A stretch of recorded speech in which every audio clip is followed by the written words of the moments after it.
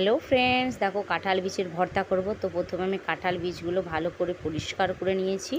তারপর একটা কড়ার মধ্যে জল দিয়ে লবণ দিয়ে কাঁঠাল বীজগুলো ভাপিয়ে তুলে নিলাম। পরে একটা কড়াতে বেশ কিছুটা রসুন আর একটা গোটা পেঁয়াজ ভেজে নেব, সাথে ভেজে নেব একটা লঙ্কা, একটা বলছি দুটো লঙ্কা। তোমরা তোমাদের প্রয়োজন ঝালের মতো লঙ্কা দিতে পারো। তো আমি ভাজাগুলো তুলে নিলাম। তারপর আমি যে কাঁঠাল বীজগুলো ভাপিয়ে রেখেছিলাম সে কাঁঠাল বীজগুলো হলুদ দিয়ে একটু ভেজে নেবো। এরকমভাবে যদি ভেজে নিই, কাঁঠাল বীজে যে ভর্তাটা যখন করব, বাটবো যখন, খেতে কিন্তু খুব সুন্দর লাগে। তো আমি অবশ্যই শিলপাটায় বাটবো, তোমরা যদি চাও মিক্সিতেও বাটতে পারো। আমি এরপরে ওটা তুলে নেব। দিয়ে দেখো আমি যে রসুনগুলো ভেজে রেখেছিলাম সেই রসুন আর কাঁঠাল বীজগুলো ভালো করে বেটে নেবো। এটা বাটতে কিন্তু কোনো ঝামেলা হবে না, সেদ্ধ করা রয়েছে, ইজিলি বাটা হয়ে যাবে।